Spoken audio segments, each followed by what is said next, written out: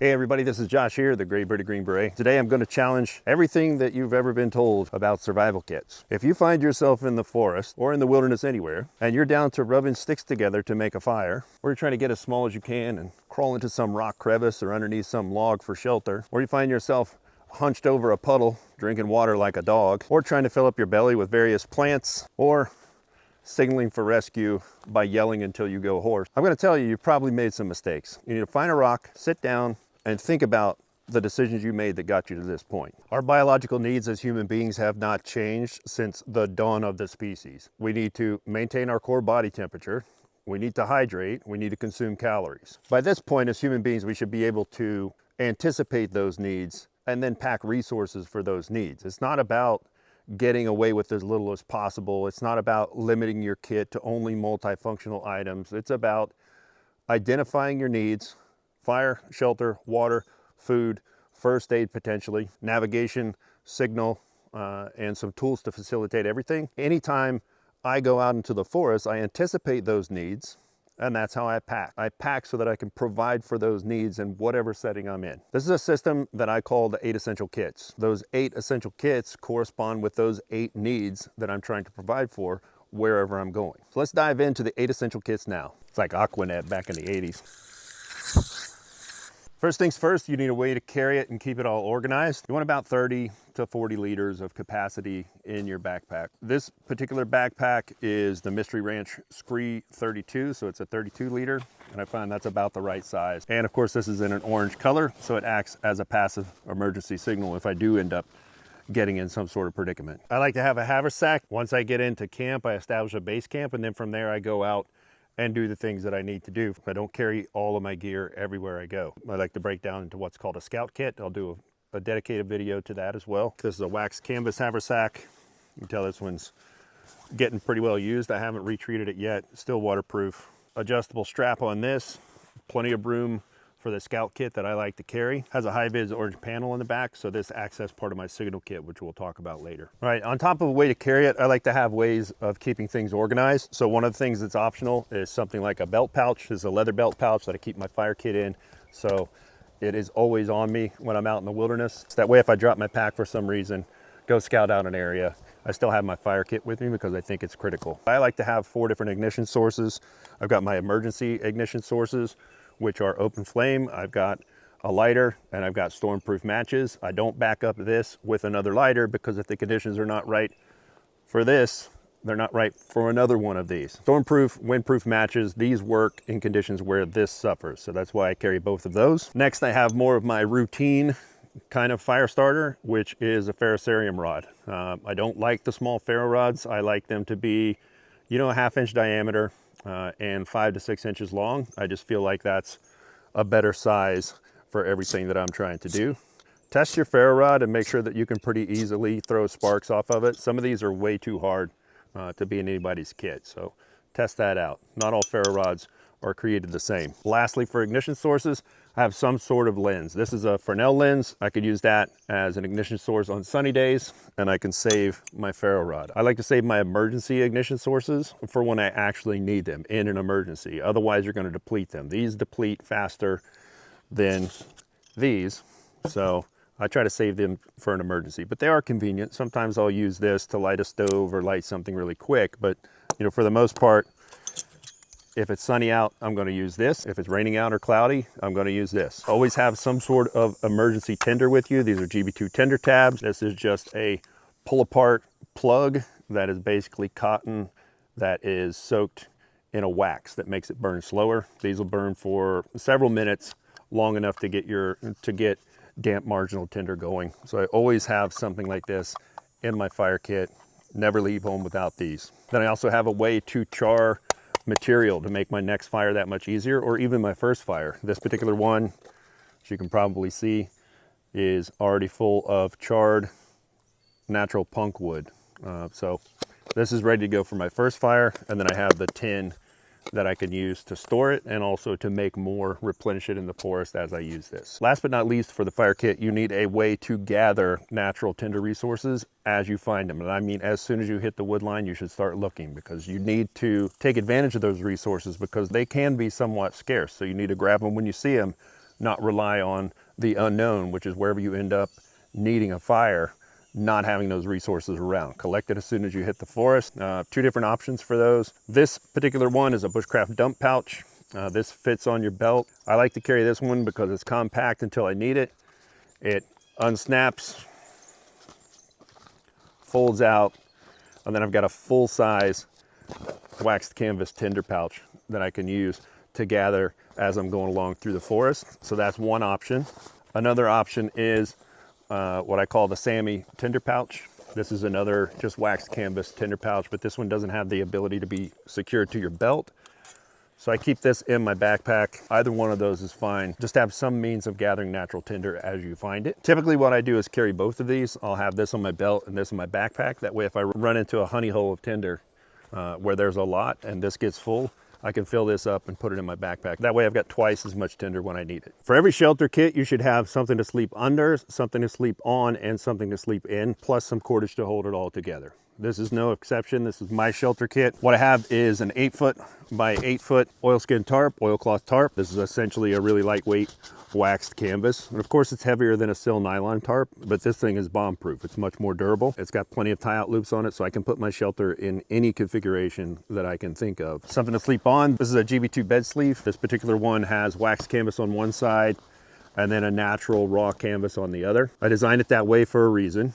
If the ground is wet, then I can place the waxed canvas side down on the ground. That acts as a vapor barrier. If the duff that I put inside this, if I'm making a browse bed, if I have to put damp duff inside here to stuff it and make that mattress, I can put the waxed canvas up and that'll prevent that moisture from seeping into me while I'm trying to sleep on it. This is also one of the most versatile things you can use for a bed. It has, of course, snap closures that you can use to stuff it with browse and make a mattress. You can slide poles through this and make a raised bed. And then of course it's got the reinforced grommets on the corners so that you can actually hang this as a hammock. So really versatile piece of kit, really adaptable to the different types of terrain and environments you're going to find yourself in. Something to sleep in. I like the wool blankets. Wool blankets are extremely versatile. They're still a pretty decent insulator when they're wet, and I don't like the feeling of being inside a sleeping bag. Then of course some cordage to hold it all together. My Ridgeline system, the Rapid Ridgeline, I use a 25-foot section of paracord, and then that has smaller Prusik loops on it that are made with number 36 bank line. So I'll carry 25 feet of paracord on a Ridgeline. I like to carry an extra 6-foot utility cord at a minimum, and then the rest is number 36 bank line. As versatile as I think paracord is, I think that number 36 bank line is way more versatile and way more useful in the field. I like to use the paracord for the Ridgeline and the utility lines, and then I like to use bank line for everything else. This is my main utility kind of cordage. This is what I make my Prusik loops out of for my Ridgelines. And this is a lot more length of cordage, a lot more length of useful cordage in a smaller package than the paracord. This is tarred bank line, so it's great for making fishing nets, using it for fishing line. It's great for repairs, a lot of different uses for this. The water bottle is the first part of that water kit. I like to use a single walled stainless steel. Mine that I choose is a 40 ounce. You could probably get away with the 32 ounce. I just prefer the 40 ounce, a little bit larger, a little bit more capacity. And that fits inside a waxed canvas water bottle carrier. This particular one has an adjustable strap. It's got a drawstring on it. What I like about this one is that it's sized to also hold a nesting cup, plus my preference of the 40 ounce bottle. And then once that's cinched inside there, I can take the lid off and get a drink. Don't know why I felt the need to demonstrate drinking water to you. I can take it off and get a drink without taking it out of the carrier. So I prefer this. After the water bottle and the carrier, I like to have a bush pot. And of course I can boil water in this single walled stainless steel water bottle. But I can also boil water in my bush pot, and I can also use that for cooking food. I like to have a bush pot that has a lid so that when I am boiling water, it'll boil faster. And then of course having some sort of handle so that you can hang it over the fire when you're cooking or boiling water is really handy as well. And some sort of eating utensil. And the last part, I have it here in the food and water kit, but it's more useful than just that. It's actually, if I had to categorize it, I would put it in almost every kit, right? This is the GP cloth, or general purpose cloth. This is the cloth of many uses. This is just a 5x5 cotton canvas square, but I have used this for anything from gathering firewood. I've used this for bundling up firewood and getting it back to camp. I've used it for a towel. I've used it for a sunshade. I've used it as kind of like a bandana, as a cotton pre-filter for water. I've used it on the outside of a teepee smoker to smoke and preserve meat. As far as first aid, it can be used for splinting, it could be used for bandaging. It's a fairly effective signal because you have that color, contrast, and movement. A lot of different things you can use it for, so a GP cloth should be in your kit. The next couple of kits, I like to think of those as preventative. These are resources that I'm putting in my kit that may prevent the emergency situation from happening altogether. The first one being my first aid kit. If I have some sort of injury that I can take care of and get out of the forest or get out of the wilderness and get back home or get to the hospital, then I want to be able to do that. Preventing myself from staying out in the wilderness when I really wasn't prepared to. The second preventative is my nav kit. Another reason that people end up in emergency situations is they get lost. So that's where my land navigation kit comes in play. This is another preventative. As far as the first aid kit goes, when I'm thinking of first aid, I'm not thinking of the owies that you get. I'm not thinking about small lacerations. I'm thinking about life threats. What I'm most concerned with is bleeding. That's the most time sensitive. I've got a cat tourniquet. This is so that I can stop an extremity bleed. Then I've got the ability to pack a wound. This is a pack of wound packing gauze. I've also got the ability to do a pressure dressing. This is an emergency trauma dressing. Routine bandaging plus pressure dressing. I can take care of bleeds with that. And then depending on how much blood I lost or depending on the temperature, I've got an emergency survival wrap. This is just a Mylar blanket. One of the ways that I can help prevent shock is to maintain that core body temperature. So this gives my shelter kit a little extra help in doing that. All right, I'm not sure if I hit play. Along with that first aid kit being a preventative, the second thing that I consider a preventative is my land navigation kit, right? This allows me to read maps, plot my location, plot a way out, and get myself out of that situation rather than stick around rubbing sticks together and eating weeds. I like to keep everything organized, so I have it inside this organizer notebook cover. My nav kit starts with a compass. I particularly like the mirror compass. This is my preference. It has adjustable declination. It has a mirror. I can use that mirror for a lot of other things. Another reason I prefer a mirror compass is because that mirror is actually part of my signal kit. This is an active daytime signal. So this is part of my signal kit, making it much more useful. Then of course I need a protractor to be able to plot grids on the map, as well as determine distances, determine azimuths, all that I can do with this tool right here. Pace beads. These pace beads allow me to keep track of distances traveled. That's a critical piece. Waterproof notebook. I prefer this particular notebook because it doesn't have a metal binding on it that's going to interfere with your compass. A lot of students I see like to keep their route plan in here and they'll put their compass right on top of this as they're navigating, and they don't notice the whole time that that metal binding over here is affecting the needle on their compass.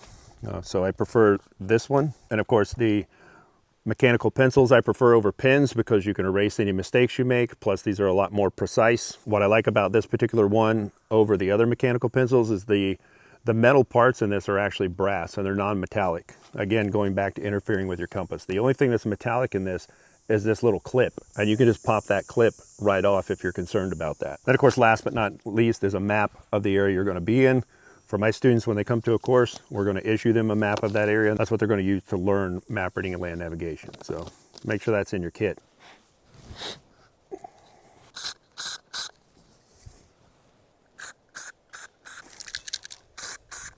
Despite your first aid kit and your land navigation kit being preventatives, there still is a possibility that you're going to be injured to the point to where you can't fix it and get out, or you're going to be lost to the point to where you can't navigate your way out and you're stuck. That's when your emergency signals come in. For your emergency signals, what I like to have is active and passive for both day and night. Typical emergency signal kit should have a signal mirror in it. Mine's on my compass. If you choose to use something like a simple base plate compass instead of the mirror compass, then you would want to put a mirror in your kit. Some sort of signal panel. This is just a 12 by 12. This is a parachute nylon signal panel. I use this as a waypoint marker in my navigation kit also. If you don't have something like the GB2 haversack, which has the orange panel on the back, that orange panel is meant to be used to signal your partner while you're doing land navigation, but it can also be used as a passive emergency signal. So if you have that haversack, you don't need another panel. But if you don't have that option on your haversack, then having a signal panel in your emergency signal kit is a good idea. So those are kind of your daytime signals. For nighttime, having a headlamp and some extra batteries. It's not just for an emergency nighttime signal, but also so you can handle tasks and provide for your needs at night. The last kit that I want to talk to you about is a kit that I consider facilitative, right? That is the tool kit. These tools facilitate me taking care of all of my other needs, right? At a minimum, what you want to have is a good fixed blade belt knife and a folding saw to supplement that. I'm going to do a full dedicated video on knife selection and knife maintenance within the next couple of weeks. So if you're not subscribed, make sure you're subscribed now. The knife that I've chose for this is the Puko style. That's my preferred style. This is a full tang high carbon steel Puko. That's my personal knife preference. Knives are made for slicing, and while you can do some light cross cutting with that, nothing beats a saw for cross cutting. I prefer this size. This is a Silky Pocket Boy 170, I believe, 170 millimeters. This is for cross cutting, this is for slicing. No sense in trying to get away with just a knife when you can bring them both. This folding saw also works as a great backup striker for your ferro rod. Works really well. This will throw a spark with natural stone. So if you're down to flint and steel and say some charred material, this saw will do it. And it's also really good for processing down bark tinder, shaving and shaping wood, things of that nature. So it's not just for sawing. This is really handy for a lot of different things. If it's worth carrying these, it's worth carrying some sort of backup. That's why I recommend some sort of multi-tool, like a Swiss Army knife or a Leatherman. The three tools that I care about on that multi-tool are some sort of a backup blade. This particular one actually locks in place, which I like. This also has a pretty decent backup saw. Last but not least, an important tool to have on any multi-tool is this awl. You'll use this awl for projects, you'll use it for repairs. This particular one is a sewing awl. You can see the hole right there. Any multi-tool with those three tools is going to be great. On top of the tools, you want to look at having a way to maintain those tools. At a minimum, you want to have a leather paddle strap with some honing compound. You don't need to take this entire bar of honing compound out into the field with you. What you do is before you go to the field, you load one side of your leather paddle strap with that honing compound, and you can just leave this at home. This is extra weight you're not going to need, depending on how long you're going out. You could, if you wanted, carry some sort of sharpening stone. Again, I'm going to do another dedicated video on knife maintenance. You can get away with just a strap with some compound on it. If you feel like you need to have a stone to handle damage, I definitely recommend this one. This was a DC4 from Fallneven. This has a diamond plate, it has a ceramic side, and it also has a leather sheath that this comes in. And I use that leather sheath, I just load the rough side of that leather sheath with that honing compound, and I can use that as a strap. So this is kind of an all-in-one piece. Either or, both, doesn't matter. They don't take up much room, and you can maintain the edge on your knives really easily with these. Last thing in that kit is a repair kit. Needle and thread and some duct tape will get you pretty far. I personally choose the Exotac rip spool. This is a machined aluminum case, so super durable. It actually has fire cord, so it has some emergency tinder inside this cord. It also has, I believe it's braided fishing line wrapped around this spool, and this one I'm not going to open, but I can use that as thread, or I could use it as fishing line if I wanted. Inside this machined aluminum case is a sewing needle. And you can put a couple extra things down inside this cylinder if you wanted, but you can take that needle out and use it for repairs, or you could leave it inside here and you could use this like a thimble or an awl. And of course all that's sealed with this little rubber O-ring on here to keep moisture from getting down in here. So basically it's a modernized version of the Sammy repair kit. I just think it's excellent. I've carried one of these for years. Wouldn't trade it. So that's it. That's the 8 essential kit. It's nothing more than identifying your needs and then establishing kits that have resources to provide for those needs in the wilderness, in an emergency, whenever you need it. If you haven't already, make sure you subscribe to the channel before this industry gets taken over by scantily clad hackers and AI. Hope to see you in the woods.